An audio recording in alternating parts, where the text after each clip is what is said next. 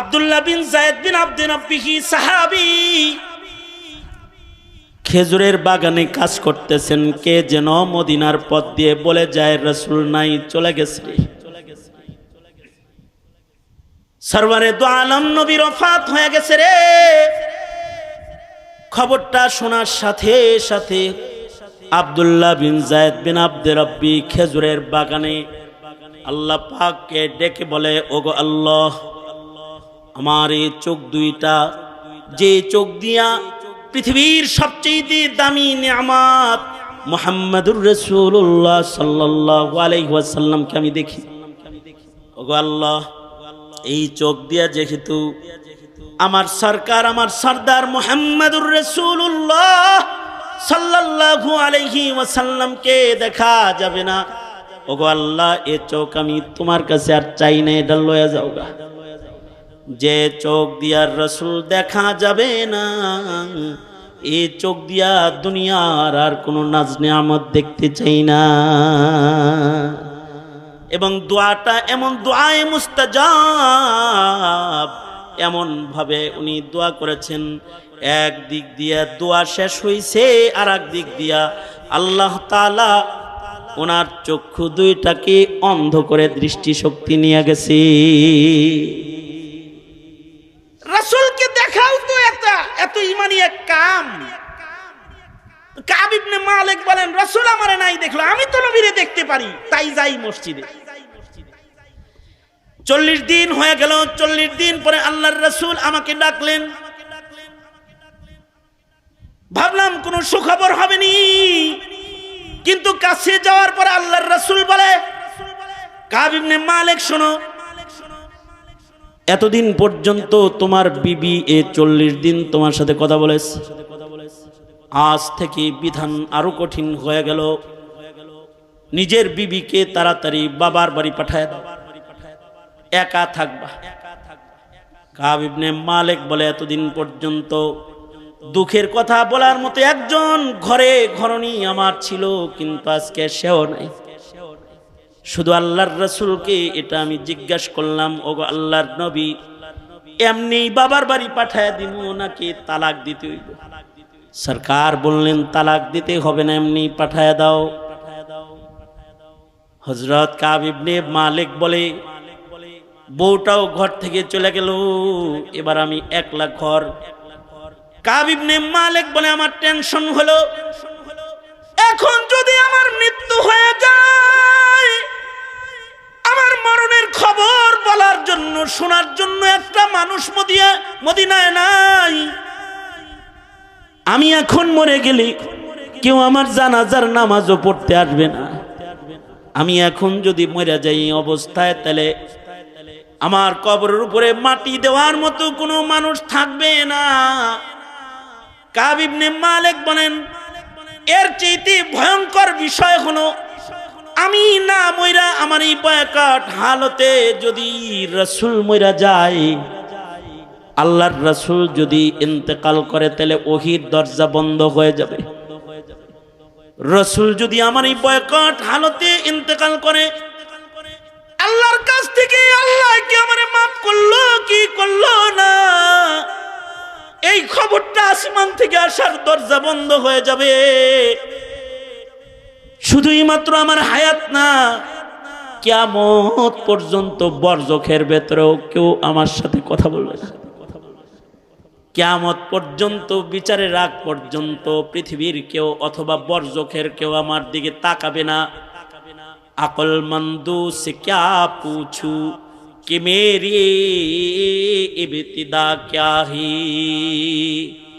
अक्लमंदू से क्या पूछूं कि मेरी इब्तिदा क्या है, कि मैं इस फिक्र में रहता हूँ मेरी इंतहा क्या है, कि मैं इस फिक्र में रहता हूँ मेरी इंतहा क्या है।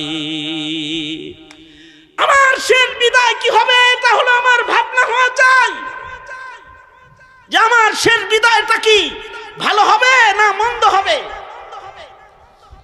কাব ইবনে মালিক বলে, এই টেনশন আমার, আমি এখন মরে গেলে তো কাম সারা, আর যদি রাসূল মরে যায় তাহলে কিয়ামত পর্যন্তের জন্য সারা। এমন জ্বালা যন্ত্রণায় কাঁপ বলে শুধু কান্না আর কান্না। আল্লাহ রে খালি কান্দি আর বলি, আল্লাহ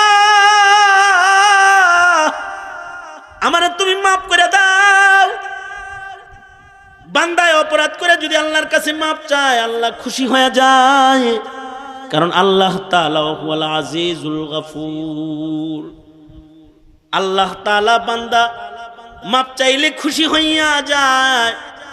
50 দিনের মাথায় আল্লাহ তাআলা এই 3 মুমিনের চোখের পানির বদলায় তাদেরকে ক্ষমার ঘোষণা রাসূলের কাছে পাঠায়া দিলেন। 50 দিনের মাথায় ফজরের নামাজের সময় আল্লাহর রাসূল এদেরকে ডেকে বললেন, এই আসো আসো, আয়াত নাজিল হয়েছে, ওয়ালা সালাসাতিল্লাযিনা খুল্লিফু, তোমরা 3 জন যারা আছো, যাদের জন্য বয়কট হানত ছিল, তোমাদের জন্য ক্ষমার আয়াত নাজিল হয়ে গেছে, চলে আসো আসো, তোমরা ক্ষমার সুসংবাদ নাও। যাও যাও, মসজিদে যারা আছো তারা ক্ষমার সংবাদটা তাদের পৌঁছায় দাও। সাহাবী বলে, আমি দৌড় দিলাম, কাব ইবনে মালিকের ঘরে দৌড়ায় গেলাম তাকে খবর দেওয়ার জন্য, কাব রে, আল্লাহ তাআলা তোদের মাফ করে দিছে। সাহাবী বলে, খবরটা নিয়ে যাওয়ার সাথে সাথে কাব ইবনে মালিকের গায়ের জামা খুইলা আমার গায়ে ও পড়ায় দিছে। এ সুসংবাদ লইছ, এই যে নাও তুমি হাদিয়া দিলাম তোমাকে, কারণ আমার আজকের দিনের চাইতে বড় সুসংবাদ আমার আর নাই। ইসলাম যেদিন গ্রহণ করেছিলাম সেদিনের সুসংবাদের চাইতেও আজকের ক্ষমার সুসংবাদটা আমার জন্য সবচেয়ে বড় ঈদের বড় আনন্দের সংবাদ, কারণ আমার আল্লাহ আমারে মাফ করে দিছে। এই সংবাদের চাইতে বড় সংবাদ আমার জন্য আর নাই। জাতি ক্ষমা করবে আগে পিছে, যারা অপরাধী, অপরাধ জগতে যারা রাজ করেছে তাদের বলবো, কাব ইবনে মালিক, হিলাল ইবনে উমাইয়ার মতো অন্ধকার ঘরে চোখের পানি ফেলে রবের ক্ষমা নেওয়ার চেষ্টা করো। মরার আগে রবের ক্ষমা নেওয়ার চেষ্টা করো। রব যদি কারোর অপরাধকে ক্ষমা না করেন, তাহলে তার বিদায় বড় ভয়ঙ্কর, তার কবর বড় ভয়ঙ্কর। এই কারণে এই হায়াতের মূল্যবান সময়, এই সময়গুলোকে শুধু আয়েশ রং তামাশায় না কাটিয়ে ইবাদতের ভেতরে কাটাইবার কিছু ভাবনা, কিছু চেতনা, কিছু অঙ্গীকার আমাদের জীবনে জরুরত আছে না নাই? জোরে বলেন। এই অঙ্গীকারগুলো করায় উম্মতের উলামায়ে কেরাম জাতিকে। সুতরাং আলেমও দরকার আছে, এই অঙ্গীকার করারও দরকার আছে, জাতিকে দোজখের আগুন থেকে বাঁচাইবারও দরকার আছে, ঠিক না? ঠিক। তাহলে এই মাদ্রাসার পাশে থাকবেন তো ইনশাআল্লাহ?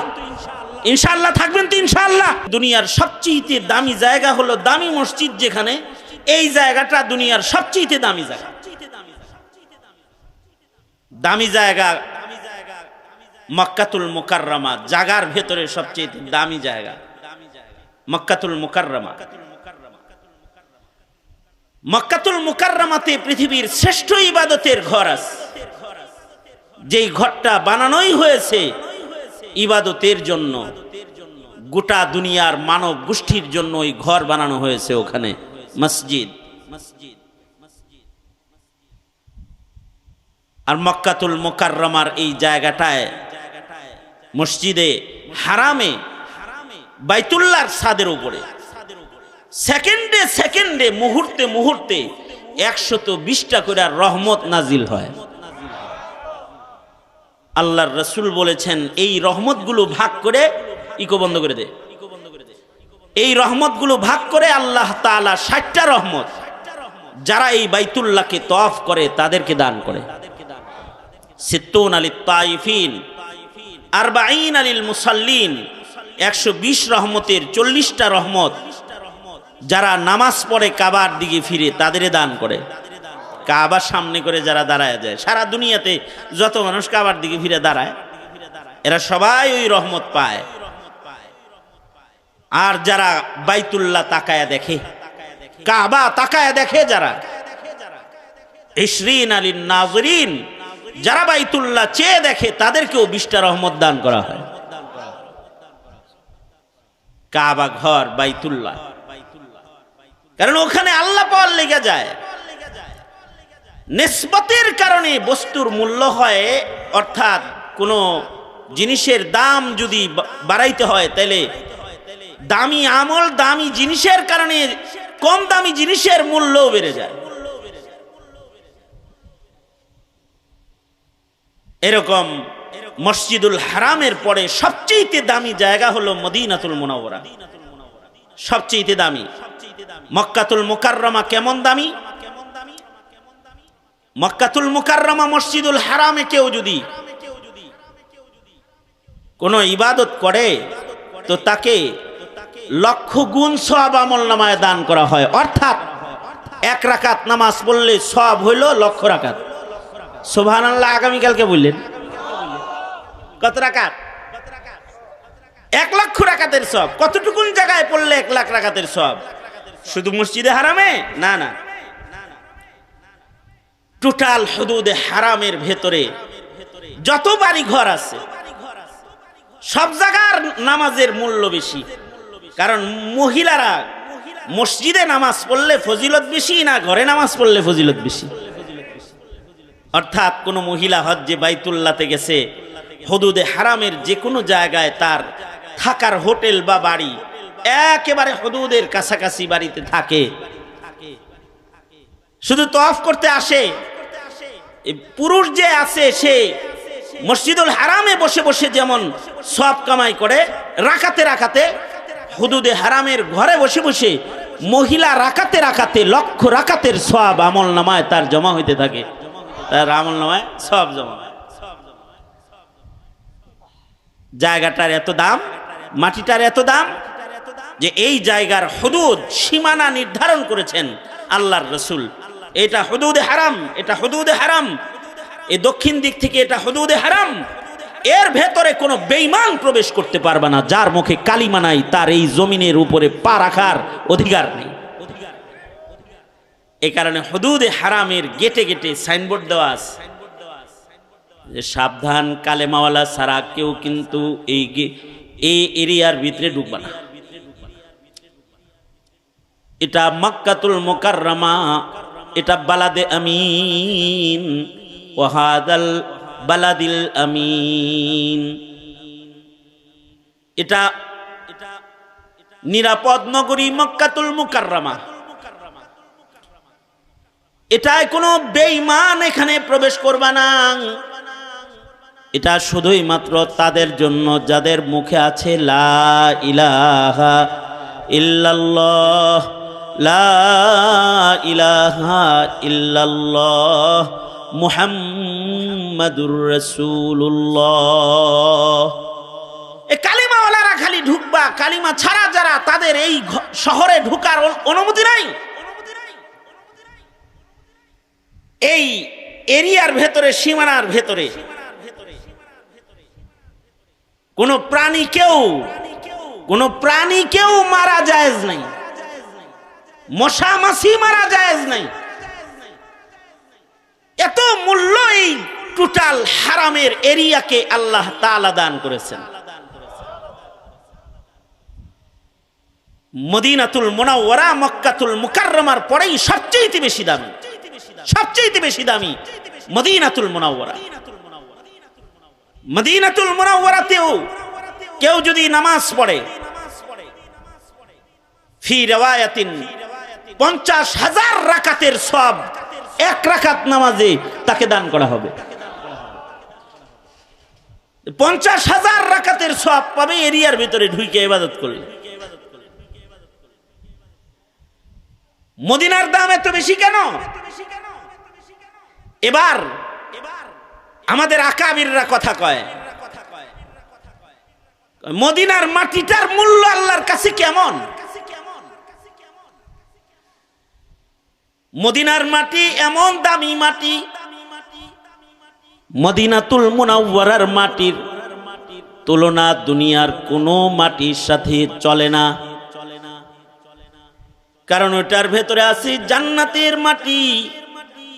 সরকার বলেন মা বাইনা বাইতি ওয়া মিম্বরি রাউযাতুম মিন রিয়াজিল জান্নাহ। আল্লাহর রাসূল বলেছেন, আমার ঘর আর আমার মিম্বরের মাঝের জায়গাটা সরাসরি আল্লাহর জান্নাতের বাগানের টুকরা। এই মাটিটার মূল্য এত বেশি, মহান মালিকের কাছে মদিনার মাটি এত দামি মাটি, আল্লাহ পাকের আরশের চেয়েতে আল্লাহ পাকের কাছে মদিনার মাটি যেটা রওজায়ে আতহার নবী পাকের জিসমে আতহারের সাথে লেগে আছে, এই মাটির মূল্য আল্লাহর কাছে আল্লাহর আরশের চেয়েতে বেশি দামি। কেন এই মাটির মূল্য আরশের চেয়েতে বেশি? কেন? এইটা বুঝলেই বুঝে আসবে মসজিদের মূল্য কেন, অথবা এই মাহফিল বাজারের ভেতরে একটা মাহফিল হইতেছে, এটার মূল্য কেন। মদিনার মূল্য এত কেন? অথবা আমরা আমাদের উস্তাদদের কাছে প্রশ্ন করেছি, আরশের চেয়েতে মদিনার মাটি দামি কেন? তো আমাদেরকে আমাদের আসাতে যায় কেরাম বুঝাইছেন, আরশও মাখলুক, মাটিও মাখলুক। আরশও মাখলুক, মাটিও মাখলুক। আরশে আল্লাহ পাক সমাসীন, তাই আরশের দাম। মদিনাতুল মুনাওয়ারা মাখলুক হিসাবে, এটা জান্নাতের বাগান এখানে আছে, আর এখানে আল্লাহর পরেই যার বেশি দাম তিনি এখানে আছে। মাখলুক হিসাবে আরশের চাইতে মদিনার মাটির বেশি দাম, এজন্য যে মাখলুকাতের ভেতরে সবচেয়ে দামি মানুষ যিনি, তিনি মদিনার মাটিতে শুয়ে আছেন। কারণ আল্লাহর কাছে আল্লাহর আরশের চাইতেও দামি মুহাম্মদুর রাসূলুল্লাহ সাল্লাল্লাহু আলাইহি ওয়াসাল্লাম। মাখলুক হিসাবে আরশও মাখলুক, মুহাম্মদুর রাসূলুল্লাহ সাল্লাল্লাহু আলাইহি ওয়াসাল্লামও মাখলুক। আরশ দামি এজন্য যে আরশ মাখলুকটার উপরে রহমান মালিক সমাসীন। সুম্মাস্তাওয়া আলাল আরশ, আল্লাহ তাআলা আরশের উপরে সমাসীন, তাই আরশের দাম। আর মাখলুক যেহেতু এটা মুহাম্মদুর রাসূলুল্লাহ সাল্লাল্লাহু আলাইহি ওয়াসাল্লাম তো মাখলুক হিসেবে আল্লাহর পরেই নবীজির মর্যাদা। লা ইউমকিনুস সানাউ কামা কানা হাক্কুহু, লা ইউমকিনুস সানাউ কামা কানা হাক্কুহু বাদাজ খুদা বুজুর্গ তু ই কিসসা মুখতাসার, বাদাজ খুদা বুজুর্গ তু ই কিসসা মুখতাসার। আমার নবী মুহাম্মদুর রাসূলুল্লাহ সাল্লাল্লাহু আলাইহি ওয়াসাল্লাম নবীজির মাখলুকাতের ভেতরে মূল্য হলো বাদাজ খুদা বুজুর্গ তুই। আমাদের নবীজি হলো আল্লাহর পরেই মাখলুকাতের ভেতরে সর্বশ্রেষ্ঠ। তিনি যেখানে আছে সেই জায়গার দাম আল্লাহর কাছে বেশি, কারণ আল্লাহ তাআলা আরশ থেকে সরে গেলে তো আরশেরও মূল্য মাখলুক হিসেবে কমে যাবে। যাই হোক, মুহাম্মদুর রাসূলুল্লাহ সাল্লাল্লাহু আলাইহি ওয়াসাল্লাম মদিনায় আছেন, সঙ্গত কারণে মক্কাতুল মুকাররমার যেমন হুদুদ আছে, মদিনার ওই রকম হুদুদ আছে। আল্লাহর রাসূল এই মদিনার শহরের জন্য দোয়া করেছেন। মদিনার হুদুদ নির্ধারণ আছে, নবীজি নির্ধারণ করে দিয়ে গেছেন এবং বলে গেছেন, এই দামি শহর মদিনা আমার মদিনা, এখানে যদি কেউ গাছ লাগায় তাতেও আল্লাহ তাআলা তার উপরে খুশি হয়ে যাবে। সাবধানের পাতাও ছিল না, মদিনার গাছ পাতাকেও লতা পাতাকেও মুহাব্বত করা ঈমান। মদিনার পাহাড়কে মুহাব্বত করা ঈমান। মদিনায় এমন পাহাড় আছে যারা আল্লাহর জান্নাতি। মদিনায় এমন কবরস্থান আছে আশা করা যায় ও গুরুস্থানের সব মাইয়িত আল্লাহর জান্নাতি। জান্নাতুল বাকি মদিনায় আছে। সরওয়ারে দু আলম নবীর রওজা আতহারের পাশে কবরস্থান জান্নাতুল বাকি মদিনাতুল মুনাওয়ারাতে আছে। এই জান্নাতুল বাকির মাইয়িত যারা হবে আশা করা যায় তাদের কবরের আযাব হবে না। মদিনার মাটির ভেতরে আল্লাহ তাআলা কবরের আযাব জ্বালাইবেন না, দোজখের আগুন জ্বালাইবেন না। মক্কাতুল মুকাররমা যেমন বালাদে আমিন, মদিনাতুল মুনাওয়ারাও বালাদে আমিন। এ কারণেই দাজ্জালের মতো শক্তিশালী ফিতনার আগমন যখন হবে, দাজ্জাল সব জায়গায় ঢুকতে পারলেও আল্লাহর রাসূল খবর দিয়েছেন দাজ্জাল এত ক্ষমতা নিয়ে আসার পরেও মদিনায় প্রবেশ করার ক্ষমতা দাজ্জালের হবে না, মদিনায় ঢুকতে পারবে না। দাজ্জালের ক্ষমতাটা কেমন হবে যে এক হাতে পানি আর এক হাতে আগুন নিয়ে আসবে। আশ্চর্য অবস্থা হলো, তার ভয়ে যে পানি গ্রহণ করবে সে দোজখে চলে যাবে, আর যে আগুন গ্রহণ করবে আল্লাহর ভয়ে, দাজ্জাল কি ভয় পায় নাই, আগুনের ভিতরেই ঢুকে পড়ছে, আগুন গ্রহণ করেছে, তো সে এই আগুনটা এটা সে জান্নাতে ঢুকে যাবে, জান্নাতের রহমতের পানির ভিতরে ঢুকে যাবে সে। এই রকম আজব ক্ষমতা দিয়া যে দাজ্জালকে আল্লাহ তাআলা মাটিতে পাঠাইবেন, এই দাজ্জালও মদিনায় প্রবেশ করতে পারবে না। কতটা আমন সালামতের শহর মদিনাতুল মুনাওয়ারা। এত দাম এ মদিনার কেন? এখানে ঘুমিয়ে আছেন, শুয়ে আছেন মুহাম্মদুর রাসূলুল্লাহ সাল্লাল্লাহু আলাইহি ওয়াসাল্লাম। এই কারণে মদিনায় শুয়ার ইবাদত দোয়া করাটাও এটা একটা নবীজির মুহাব্বতের ঈমান। এই কারণেই হযরত ওমর সারা জনম দোয়া করেছেন, আল্লাহুম্মা রযুকনি শাহাদাতান ফি সাবিলিক, আল্লাহুম্মা রযুকনি শাহাদাতান ফি সাবিলিক ওয়াজআল মাউতি ফি বালাদি রাসূলিক। ওগো আল্লাহ, আপনি আমাকে শহীদি মওত দান করেন এবং আপনি আমার মরণটা মদিনার পাক শহরে দান করেন। ইমাম মালিক রহমাতুল্লাহি আলাইহি মদিনায় ঘুমানোর জন্য জীবনের শেষ ভাগে হজের সফর পর্যন্ত ক্যান্সেল করে বসে আছেন। উনি চান যে মদিনার বালাদে আমিনের ভেতরে ওনার কবরটা যেন হয়ে যায়। এ কারণে জীবনের শেষ ভাগে ইমাম মালিক মদিনার বাইরে যায় নাই। মসজিদগুলো দামি এ কারণেই যে এই মসজিদগুলোর সম্পর্ক বাইতুল্লাহর সাথে আছে। ইব্রাহিম আলাইহিস সালাম কাবা নির্মাণ করে অবশিষ্ট মাটি ছুঁড়ে মেরেছিলেন, যেথায় যেথায় পড়েছে মসজিদ হবে, মাদ্রাসা হবে। মসজিদ এই মাটির সাথে বাইতুল্লাহর তাআল্লুক আছে। এ কারণেই বাইতুল্লাহ বর্ষিত রহমতগুলো মসজিদের ছাদে ছাদে চলে যায়।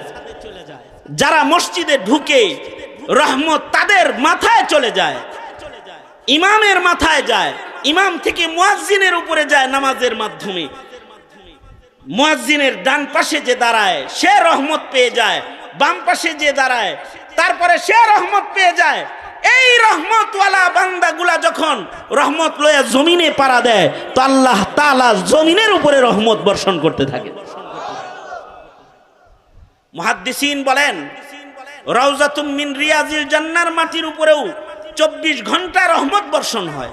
বাইতুল্লাহর উপরে যেমন 24 ঘন্টা রহমত বর্ষণ হয়, রাউজাতুম মিন রিয়াজিল জান্নার ভেতরেও 24 ঘন্টা আল্লাহ পাকের রহমত বর্ষণ হয়।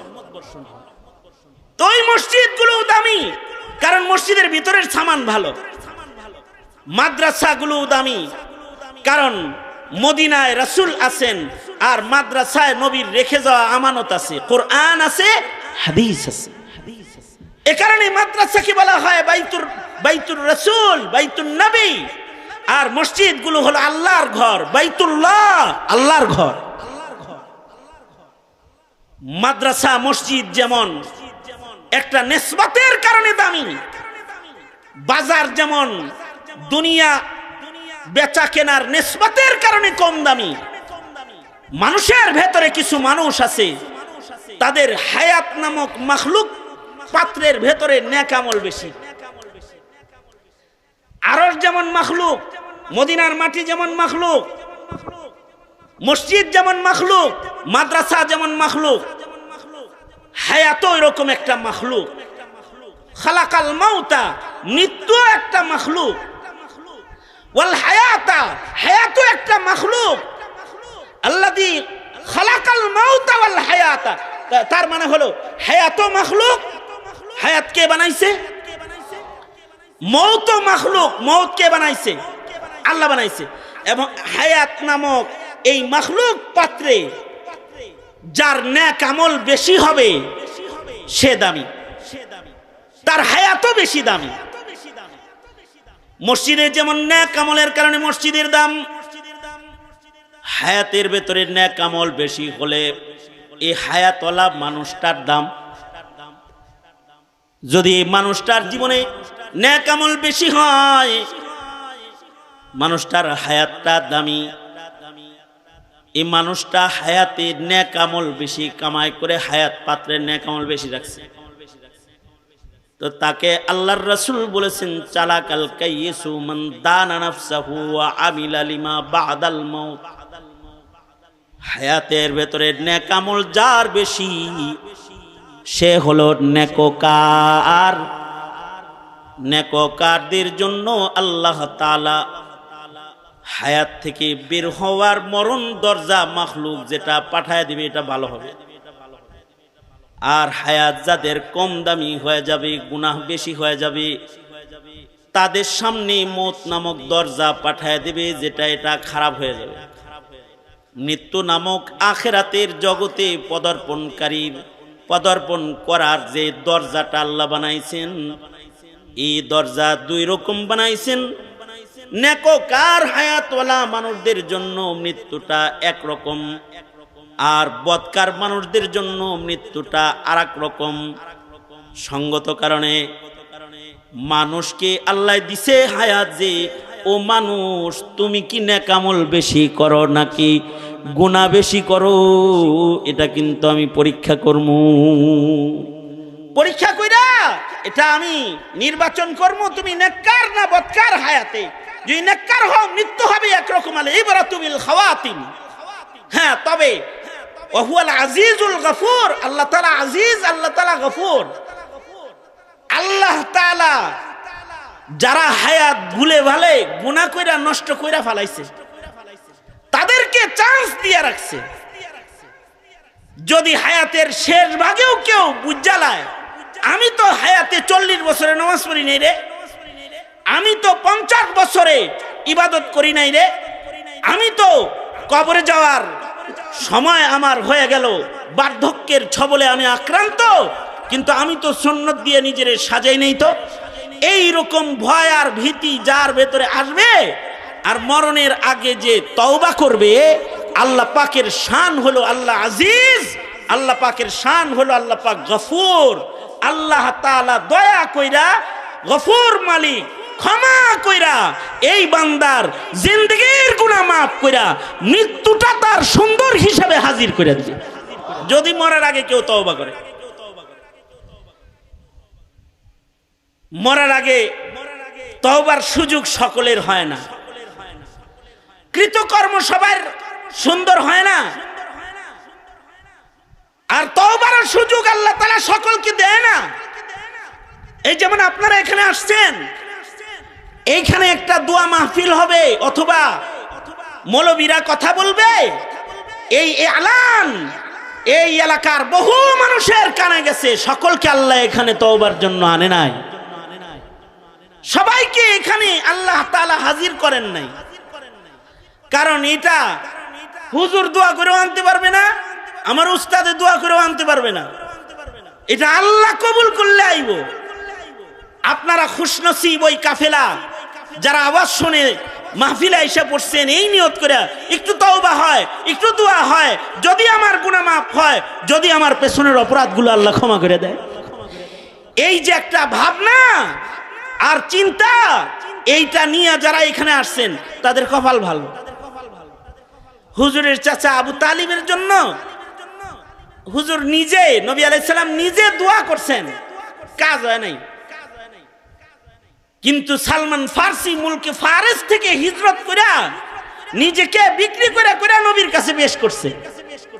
এটা ই সাআদাত বাজুরে বাজুনেস, এটা নিজের অর্জন না, এটা আল্লাহর দান। এটা কার দান? জোরে আওয়াজ করে বলেন, এটা আল্লাহর দান। এই কারণে যখনই মাহফিলে যাইবেন, মাহফিলটা কিন্তু তওবা করার জায়গা, মাহফিলটা কিন্তু আখিরাত কামাই করার জায়গা। যদিও মাহফিলটা বাজার নামক নিকৃষ্ট জায়গার একটা এরিয়ায় হইছে, কিন্তু এখানে যারা বসছে তারা কিন্তু আখিরাতের সদাই করার জন্য বসছে। এই কারণে এই জায়গা অথবা এই বাউন্ডারিটার কত দাম। আল্লাহর রাসূল বলেছেন, যারা এইখানে বসবে আসছিল বাজার করতে, কিন্তু কিছু সময়ের জন্য বসছে, তাদের জীবনের গুনাহ আল্লাহ মাফ করবে, কারণ তারা এমন এক কাফেলার সাথে বসেছে যারা তাদের হৃদয়ে আল্লাহ বসাইতে চায়, হায়াত পাত্রকে পবিত্র করে যারা আল্লাহর জান্নাতে ঢুকতে চায়, এদের সাথে এরা বয়ে বসছে। কারণ কর্ম এটা বড়। আমরা তো বুকা, তো আমরা যাইতেছি কবরে, কিন্তু কবরের চিন্তাই আমাদের হয় না। হ্যাঁ, হুজুররা একটু স্মরণ টরণ করাই দিলে কিছু সময় থাকে, তারপর আবার থাকেও না, ভুলে যায়। কিন্তু এই ফিকিরই আমাদের নাই। আমরা এত নির্বোধ, এত বুকা যে যাইতেছি কবরের দিকে, তাকায় রইছি দুনিয়ার উপরে। যেখানে আমাদের যাত্রা সেদিকে আমাদের নজর নাই। কদম সুয়ে মারকাদ, কদম সুয়ে মারকাদ, नजर सूए दुनिया किधर जाना है और किधर देख रहा है, किधर जाना है और किधर देख रहा है। कदम सूए मरकद नजर सूए दुनिया किधर जाना है और किधर देख रहा है, किधर जाना है और किधर देख रहा है। যাইতেছে কোন জায়গায়, তাকায় রইছে কোন জায়গায়। যাইতেছে কবরের দিকে, কিন্তু তাকায় রইছে চেয়ারের দিকে। যাইতেছে ভারতের দিকে, কিন্তু তাকায় রইছে প্রধানমন্ত্রীর মসনদের দিকে। যাইতেছে কবরের দিকে, কিন্তু তাকায় রইছে টাকার পাহাড়ের দিকে। এই প্রকৃতির লোক যারা, তাদের রাসূল বলেছেন নির্বোধ। কিন্তু হায়াতে যারা আখিরাতের ফিকির ঢুকায়া একটু সময় চিন্তা করবে যে আমি তো মরমু, আমি তো আল্লাহর কাছে যাইমু, আমার একটু ভালো হইতে হইব, আল্লাহর জান্নাতে আমার ঢুকতে হইব, আমাকে আমার মহান মালিককে পাইতে হইব, এমন চিন্তা ভাবনা যারা করবে, আল্লাহর রাসূল বলছেন তারা চালাক। আর এই ভাবনার, এই চিন্তার, এই মুজাকারার জায়গাই হলো এই মাহফিল। যদিও বাজারের ভেতরে এই আমলটা এই জায়গায় হওয়ার কারণে এটার দাম বেড়ে গেছে। কাবা যেমন মক্কায় থাকার কারণে মক্কার দাম বেড়ে গেছে, রাসূল যেমন মদিনায় থাকার কারণে মদিনার দাম বেড়ে গেছে। মানুষ যেমন নেক আমলের কারণে মানুষের দাম বেড়ে যায়। বাজারের ভেতরে একটা জায়গা কিছু সময়ের জন্য চতুর্দিক দিয়ে রহমতের ফিরিস্তারা এখন ঘিরে নিয়েছে। এই জায়গায় কিছু ভালো কাজ করা হইতেছে, এই কারণে, এই ভালো কাজগুলোর কারণে। এই চিন্তা ভাবনা সব সময় একটা মুমিন লালন পালন করা চাই, যে আমার শেষটা যেন ভালো হয়, আমার দুনিয়ার থেকে বিদায়টা যেন সুন্দর হয়, দুনিয়ার থেকে বিদায়টা যেন আমার ভালো হয়। এই চিন্তা, এই ভাবনা যদি কারোর ভেতরে ঢুকে যে আমার বিদায় যেন সুন্দর হয়, তাহলে সে জীবনে কোনো গুনাহখাতা করতেই পারবে না। হায়াতের এক ফাঁকেও কোনো পাপাচারকে সে প্রবেশ করাইতে পারবে না, যদি তার পেরেশানি এটা হয় যে আমার আখের সুন্দর হইতে হইবে। কারণ মরণ কখন হবে এইটা তো কারোর জানা নাই। আমগর কি জানা আছে যে আমাদের মরণ কখন হবে? মনে রাখবেন, দুনিয়ায় কই রইলেন আর কোন ঘরে জন্মাইলেন? এমপির ঘরে জন্মাইছেন নাকি প্রধানমন্ত্রীর ঔরসে জন্মাইছেন নাকি বড় নেতার ঘরে জন্মাইছেন? হিসাব কিন্তু আপনার জন্ম কি মুক্তিযোদ্ধার ঘরে আপনার জন্ম কি এমপির ঘরে, মন্ত্রীর ঘরে? এটাই কি হিসাব? হিসাব কিন্তু এটা না।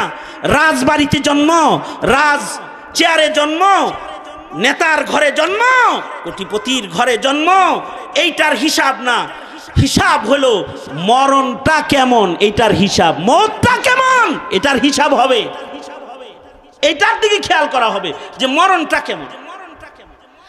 আকলমন্দু সে কিয়া পুছু, अकलमंदू से क्या पूछूं कि मेरी इब्तिदा क्या है, कि मैं इस फिक्र में रहता हूँ मेरी इंतहा क्या है, कि मैं इस फिक्र में रहता हूँ मेरी इंतहा क्या है।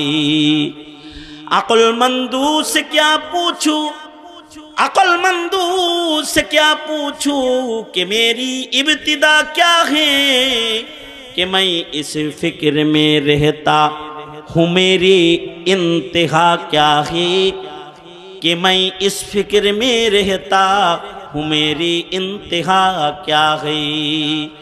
अंतल्लज़ी वलदतका उम्मुका बाकियन वन्नासु हौलका यदहकूना मसरूरा फजहद लिनफ्सिका इद यकूनु बाकियन फी यौमी मौतिका ज़ाहिका व मसरूरा।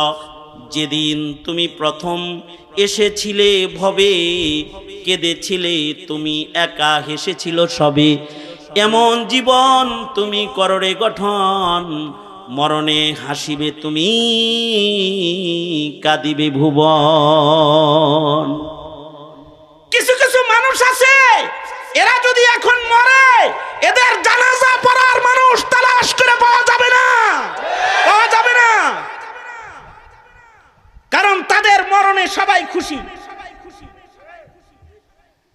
জানাজা পড়তে হইতো না কেউ।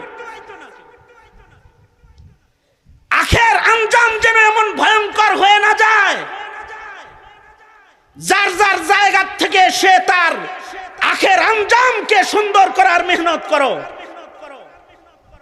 কারণ শেষ ভালো যার, সব ভালো তার। কোন জায়গায় বসেছিলে এটাও হিসাব না। সুইস ব্যাংকে কত কোটি টাকা রাখা মরছো, এটাও হিসাব না। কয় দেশের রাজা বাদশাহী করেছো, এটাও হিসাব না। কয়খান আমল করছো, আর মানবিক ভাবে মানুষ হিসাবে কি জালেম ছিলা নাকি কামেল ছিলা, নেককার ছিলা নাকি বদকার ছিলা, হিসাব হলো এইটার হিসাব, এটার হিসাব। এ কারণে আমরা তো হায়াতের আয়েশ আরাম এটার দিকে খুব নজর, কিন্তু মরণের সময় কি হবে এইটার খেয়ালই আমাদের নাই, এটার খেয়াল আমাদের নাই। এইটার খেয়াল যারা জীবনে করেছে তারা টাকাওয়ালা হয়েও টাকাকে ধরে রাখতে পারে নাই। এইটার খেয়াল যারা করেছে তারা রাজ সিংহাসনে বসে থেকেও কারোর উপরে জুলুম, যারা জুলুম করতে পারে নাই। এইটার হিসাব যারা করেছে তারা অনেক বড় শিক্ষিত হয়েও নিজেকে মিটায়া দিতে তারা দ্বিধাবোধ করে নাই, তারা দ্বিধাবোধ করে নাই। এইটার হিসাব যারা করেছে, যেমন হযরত আবু বকর, উমর, উসমান, আলীর মতো মানুষ, যাদেরকে রাসূল জান্নাতের বাশারাত দিয়েছেন দুনিয়াতেই, তারাও তাদের বিদায় চিন্তায় এত ব্যস্ত ছিলেন, ব্যতিব্যস্ত ছিলেন যে তারা তাদের এত বড় উঁচু মাকামে বসা থাকার পরেও তারা তাদের বিদায়ের চিন্তায়, মরণের চিন্তায় অস্থির থাকছেন, মরণের চিন্তায় পেরেশান থাকছেন। হযরত উমরের মতো মানুষ, হযরত উসমানের মতো মানুষ, যাকে বলা হয় গনি, অসংখ্য টাকার মালিক, অগণিত পয়সার মালিক, কিন্তু পয়সা ধরে রাখতে পারতেন না আল্লাহর ভয়ে। একদিনেও এমন সাদকা করতেন যে ওনার একদিনের সাদকায় দুর্ভিক্ষ শেষ হয়ে যেত। বন্যার্ত মানুষ যারা আছে তাদের ত্রাণের কার্যক্রম চলতেছে এখন সারা বাংলাদেশ ব্যাপী। ভিক্ষুকরা পর্যন্ত 5 টাকা 10 টাকা নিয়ে দান বাক্সে ফেলতেছে মানুষকে দেওয়ার জন্য। আর ওইটা একটা জমানা ছিল যখন ভিক্ষুকের টাকা নেওয়া লাগতো না, একজনের সদকা কইরা দুর্ভিক্ষ শেষ করে দিত। হযরত ওসমান একা সদকা করেছে, মদিনার দুর্ভিক্ষ শেষ হয়ে গেছে। কেন? আল্লাহর ভয়। রাজ সিংহাসনে বসা, এ কারণে নিজের ক্ষমতা এর দাপট দেখাইতে পারে নাই। আদা জাহানের খলিফা হযরত উমর, কিন্তু দাপট দেখাইতে পারে নাই। রাতের অন্ধকারে আটার বস্তা, চালের বস্তা কাঁধে করে ঘুরে বেড়াইছে, মরণের চিন্তায়, হাসরের চিন্তায়, আখিরাতের চিন্তায়। উম্মুল মুমিনিন হযরত আয়েশা সিদ্দিকা রাদিয়াল্লাহু আনহার মতো মানুষ মরণের চিন্তায় টাকা পয়সা ঘরে রাখতে পারেন নাই। আমিরে মুআবিয়া রাদিয়াল্লাহু আনহু 1 লক্ষ দিরহাম হাদিয়া দিবেন, সকাল বেলায় দিবেন, সন্ধ্যা হওয়ার আগে এটা উম্মুল মুমিনিনদের কাছে বন্টন করে দিবেন। উম্মুল মুমিনিন যারাই এটা পাইছেন, ওনারা সন্ধ্যা হওয়ার আগে বাকি মানুষদের হাতে হাতে পৌঁছায় শেষ করে দিচ্ছেন। আব্দুল্লাহ ইবনে আব্বাস রাদিয়াল্লাহু আনহু 1,80,000 দিরহাম একসাথে হাদিয়া দিছে। ইফতার হওয়ার আগে পুরাটা বিলীন করে ফেলছে। যখন মাগরিবের আজানের রক্ত হয়েছে আর ওনার কাছে খাবার আনতে বলেছে, ইফতার করবে, খাদেমায় শুকনা রুটি এনে দিছে। আর কয় এত টাকা আসলো, কয়টা টাকা কি ইফতার করার জন্য রাখা গেছিল না? হযরত উম্মুল মুমিনিন বলে, টাকা যখন সামনে ছিল তখন আমি যে রোজা এটা তো আমার স্মরণ ছিল না। আমার স্মরণে শুধু এটাই ছিল যে আমার আল্লাহরে কত বেশি খুশি করা যায়, কত বেশি খুশি করা যায়। अक्लमंदू से क्या पूछूं, अक्लमंदू से क्या पूछूं कि मेरी इब्तिदा क्या है, कि मैं इस फिक्र में रहता हूँ मेरी इंतहा क्या है, कि मैं इस फिक्र में रहता हूँ मेरी इंतहा क्या है। একটা ভালো মানুষ যখন মরে যায় তখন ভালো মানুষের জন্য আল্লাহর ফিরিস্তারা পর্যন্ত কাঁদতে থাকে। ভালো মানুষের জন্য জমিন কান্দে। ভালো মানুষের বিদায় বেলায় আসমান বাড়ি বর্ষণ করে, কাঁদে, বৃষ্টির ফোঁটা পড়ে যায়। ভালো মানুষ যখন বিদায় নিয়ে চলে যায়, গাছগাছালি, পাক পাখালি তাদের জন্য কাঁদতে থাকে। ভালো মানুষের জন্য আল্লাহর জান্নাত খুশি হয়ে ইস্তেকবাল দিতে থাকি। ভালো মানুষের বিদায়ে আসমান জমিন সব রোনাজারি করতে থাকি। হায়াত দান করেছে আল্লাহ তাআলা, আবার মৃত্যু নির্ধারণ করেছেন এটা চেক করার জন্য যে কে কেমন আমল করে। আমল ভালো করে কেউ যদি মরণের মুখোমুখি হয় তো তার জন্য ভয় নাই। তাতানাজ্জালু আলাইহিমুল মালাইকাতু আল্লা তাখাফু ওয়ালা তাহজানু ওয়াবশিরু বিল জান্নাহ ওয়াবশিরু বিল জান্নাতিল্লাতী কুনতুম তুআদুন নাহনু আউলিয়াউকুম ফিল হায়াতিদ দুনিয়া ওয়া ফিল আখিরাহ ওয়ালাকুম ফিহা মা তাশতাহি আনফুসুকুম ওয়ালাকুম ফিহা মা তাদউন নুজুলাম মিন গফুরির রহিম। সুতরাং এখানে যারা এখন আমার কথা শুনছেন, এদের অনেকেই এমন আছেন যে যারা 5 ওয়াক্ত নামাজ পড়েন না। অনেকেই আছেন এরকম যাদের কবিরা গুনার অভ্যাস আছে। যদি হিসাব আপনার এটাই হয় যে আল্লাহ হায়াত নামক যে জিনিসটা আমারে দিছে, এর 50 বছর ছিলাম বেনামাজি, কয়দিন ধরে নামাজ ধরছি। এর 40 বছর ছিলাম রোজা ছাড়া, কয়দিন ধরে আমি রোজা রাখছি। অথবা হাত্তাল আন এখনো পর্যন্ত আমি দাড়ি কাটছি, অথবা আমি বেনামাজি। তার জন্য আমি একটা খুশখবরি লইয়া আসছি। সেটা হলো এই, সেও যদি এই মুহূর্তে আল্লাহর কাছে তওবা করতে পারে তো উলাইকা ইউবাদদিলুল্লাহু সাইয়্যাতিহিম হাসানাত, আল্লাহ তাআলা তার পেছনের সব গুনাহ এক মুহূর্তের ভিতরে ক্ষমা করে মরণটা তার ভালো বানায় দিবেন। আল্লাহ তাআলা ভালো বানায় দিবেন যদি সে তওবাকারী হয়ে যায়। মুহতারাম হাজিরিন, এই চিন্তাটা নিজেদের ভেতরে আনি যে আমার বিদায় কেমন হবে। আওয়ামী লীগের 16 বছরের জুলুমের শাসন পুঁজি বানায় যারা জাতিরে জ্বালাইতে জ্বালাইতে কয়লা বানায় ফেলায় দিয়েছিলে, হিসাব কষকে মরণ কেমন হবে হিসাব কষ যায়, জানা যায় মানুষ কয়টা হবে হিসাব করা যায়। এই হিসাব তো করলে না, মরলে কি হবে, খালি চেয়ারে থাকলে কি হবে এই হিসাবই কষলা, মরলে কি হবে এইটা হিসাব কষলা না।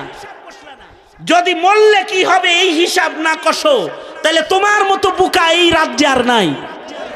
কথা বলেন ঠিক না? ঠিক জোরে আওয়াজ করে বলেন। এতটাই নিগৃহীত যে মাটির উপরে হাইটা যাইতে পারো না, উইরা যাইতে হয় দিল্লিতে। তাইলে মরার পরে মাটি তোমাকে জায়গা দিবে কিনা এটাও তো হিসাব করা দরকার। মরার পরে মাটি তোমাকে জায়গা দিবে কিনা, এই মাটির মানুষ তোমাকে চাইবে কিনা। আমাদের মরণের তো এই হিসাব নাই, কিন্তু সাহাবীদের এই হিসাব খুব ছিল। পরিপূর্ণ সবটুকুন বলতে পারবো না। তবুকের যুদ্ধ আল্লাহর রাসূল 9:30 মাত্র 5-7 মিনিটের ভিতরে আলোচনা শেষ করে দেবে, এজন্য লম্বা কোন যাইব না। তবুকের যুদ্ধ আল্লাহর রাসূল সাল্লাল্লাহু আলাইহি ওয়াসাল্লাম 950 মাইল দূরে যাইবেন যুদ্ধ করতে। কত মাইল? হ্যাঁ, 950 মাইল দূরে যাইবেন।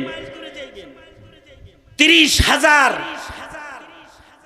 সাহাবী একসাথে যুদ্ধ করার জন্য যাইতেছে। মদিনায় মুসলমানের সংখ্যা তখন এমনই।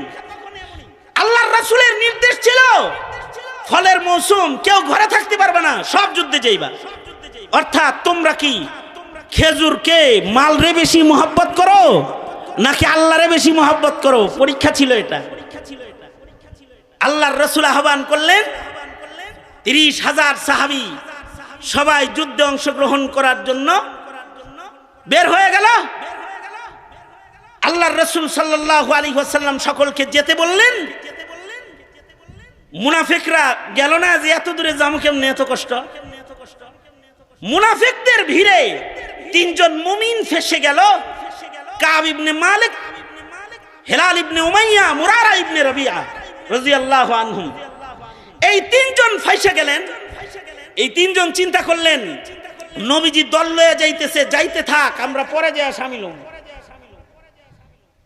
আল্লাহর রাসূল তবুক চলে গেলেন। যে জিজ্ঞেস করলেন কাব ইবনে মালিক আসেন নাই, আসে নাই?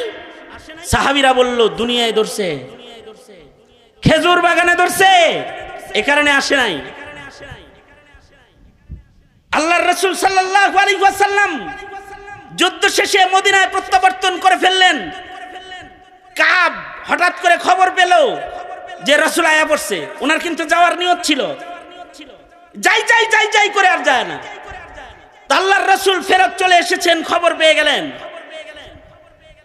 এবার যখন নবী ফেরত আইতেছে, এখন তো আর বের হওয়ার কায়দা নাই। যুদ্ধ শেষ, ফেরত আইতেছে, এখন কি আর যাওয়ার কায়দা আছে? উনি চিন্তা করলেন কি কথা রাসূল আসলে আমি বলবো। বুখারী শরীফেও রিওয়ায়াত আছে, হাদিসের কিতাবে কাব ইবনে মালিকের রিওয়ায়াত, নিজে নিজের কাহিনী উনি বর্ণনা করছেন যে আমি কথা বানাইতেছি, নবী আসলে সাজায় গুজায় একটা কয়া দিব যাতে আমার উপরে নবীজি খুশি হয়ে যায়। আল্লাহর রাসূলের আদত মাফিক আল্লাহর নবী মদিনায় ঢুকে মসজিদে নববীতে প্রবেশ করলেন। আল্লাহর রাসূল সাল্লাল্লাহু আলাইহি ওয়াসাল্লাম মসজিদে ঢোকার সাথে সাথে ওই 3 জন মুমিন যারা যায় নাই এরাও চলে আসলো। আল্লাহর রাসূল কাবকে বললেন, কাব যুদ্ধে গেলে না কেন? কাব ইবনে মালিক বলে, আমার অনেক কথা বানান না ছিল, যা বলবো নবীজির কাছে। চেহারায় আতহার, নবীজির পাক চেহারা মুবারক দেখার পরে আমার সব বানানো কথা হারায় গেছে, সত্য মুখ দিয়ে ফসকে বের হয়ে গেছে। আল্লাহর রাসূল কোনো কারণ নাই, যাই যাই যাই যাই করে এমনি যাইবে। কোনো কারণ নেই। হযরত কাবকে বলা হয় যে আপনি তো বানায়া কইলেও তো পারতেন। বানায়া কইলে নবীরে নয় খুশি করতাম, আসমানের মালিকরে কেমনে খুশি করতাম? তিনি যদি আয়াত পাঠায় দেয়, যা কইছে সব বানায়া বলছে, আসল না। এ কারণে সাময়িকের জন্য আমি অপরাধী হয়ে যাই, তারপরও সত্য প্রকাশ পেয়ে যাক, সত্যটা প্রকাশিত হয়ে যাক, আমার তওবার সুযোগ এসে যাক। আল্লাহর রাসূল বললেন, যাও নাই যেহেতু, তোমাদের ফয়সালা আল্লাহর কাছে। ঘোষণা দিয়ে দিলেন, এই তিনজনের সাথে মদিনার কেউ কথা বলবে না। এরা সালাম দিলে সালামের উত্তর দিবে না, এদের সাথে লেনা দেনা কেনাকাটা করবে না, এদের সাথে সবাই বয়কট করা হলো। এদেরকে, এই তিনজনের সাথে আমাদের সাধারণ আচরণ বন্ধ আজকের থেকে। কাব ইবনে মালিক বলেন, এবার মদিনার বাজারে ঢুকি, মাঝে মাঝে দেখিনি কেউ কথা কয়নি, কয় আমারে দেখলেই সব অন্যদিকে চেহারা ফিরায়, কেউ আমাকে সালাম দেয় না। কতটুকু অন্যায়, এতটুকু অন্যায় যে আল্লাহর রাসূল সাল্লাল্লাহু আলাইহি ওয়াসাল্লাম যুদ্ধে বেরোইতে বলছেন, বের হয় নাই, বেরোই করে অবহেলা করে বের হয় নাই। এতটুকুন অপরাধের কারণে বয়কট পুরা মদিনায়। বড় বড় অপরাধ যারা করেছে, যারা মুসলমানদেরকে গুলি করে পাখির মতো হত্যা করেছে, যারা মাদ্রাসার আলেমদের জবানে তালা ঝুলিয়ে দিয়েছে, যারা ওয়াজ মাহফিলকে নিষিদ্ধ করেছে, যারা ধর্মচর্চার বাধা হয়ে দাঁড়িয়েছে, যারা আলেমদেরকে জেলখানায় বন্দী করেছে, যারা অত্যাচার করেছে, তাদের অপরাধ কত বড়! আল্লাহর রাসূল যদি থাকতেন তাহলে তাদের যে কি রকম বয়কট করতেন, এটা আল্লাহর রাসূল থাকলে বোঝা যাইত। শুধু এতটুকুন যে যুদ্ধে যাও যায় নাই, তাতেই এই বয়কট, যে তোমাদের সাথে কেউ কথা বলবে না। কাব ইবনে মালিক বলে, মসজিদে যাইতাম, যে নবীজির কাছাকাছি দাঁড়াইতাম, কিন্তু আমি নবীরে দেখতাম নবী অন্যদিকে তাকাইতেন। তারপরও আমি জন মানুষ মসজিদে যাইতাম। হেলাল ইবনে উমাইয়া আর